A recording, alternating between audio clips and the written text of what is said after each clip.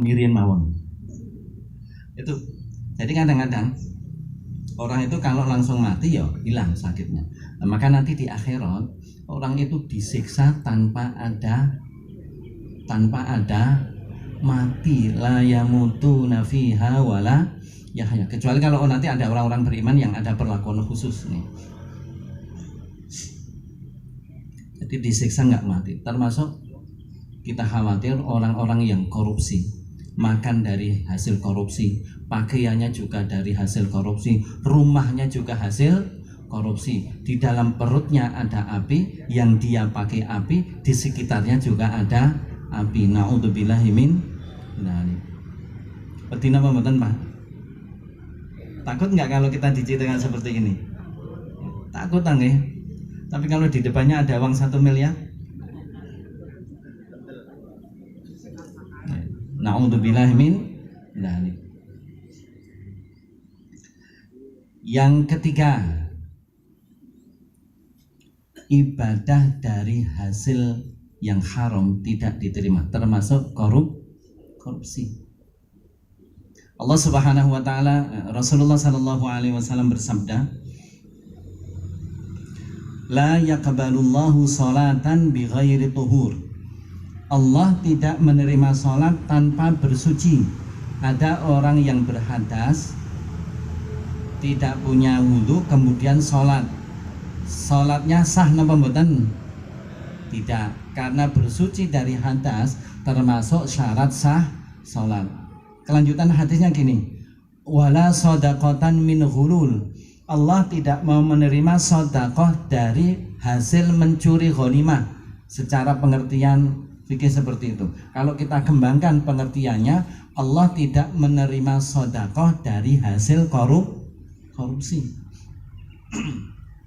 Ada orang korupsi 1 miliar, contohnya 250 juta diberikan ke masjid untuk pembangunan masjid, 250 juta diberikan ke panti yatim, 250 juta untuk memberangkatkan 10 orang untuk umroh. Dia hanya menikmati 250 juta. Saya nopo saya? Bagus nggak ini? Saya nopo saya? Ya nggak baik, orang itu maling kok nggih. Tadi di awal Yon ngapunten, kita jangan melihat ending, tapi yang perlu kita lihat awalnya bagaimana. Jangan melihat akhir, tapi awalnya bagaimana.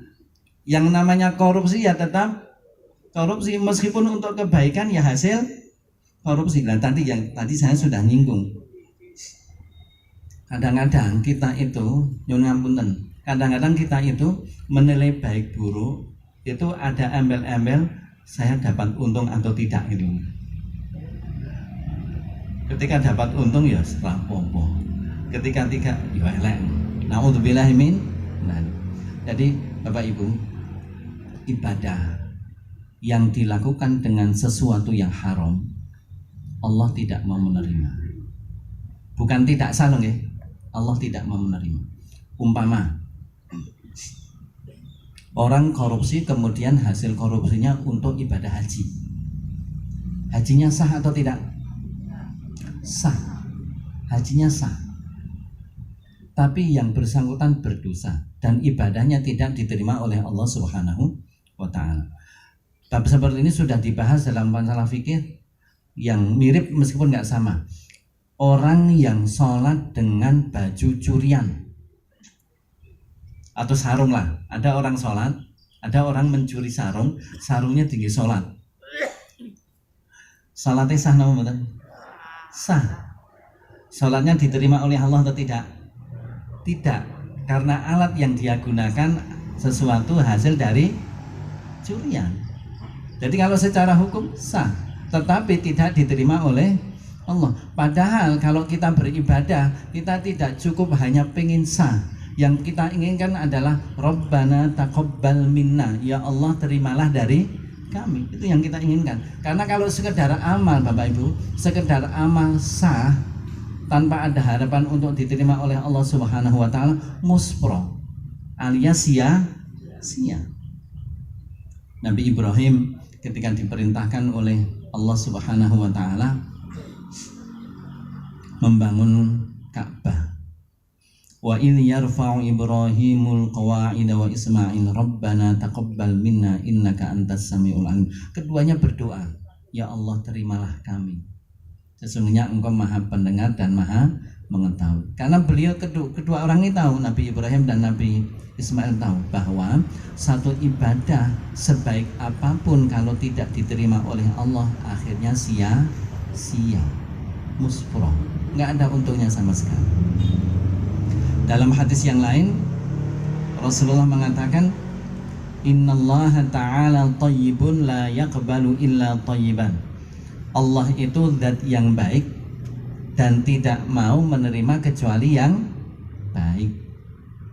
Maka tadi kembali ke hasil korupsi bahwa ibadah apapun yang digunakan, yang menggunakan hasil dari yang haram, maka tidak akan diterima oleh Allah Subhanahu wa ta'ala.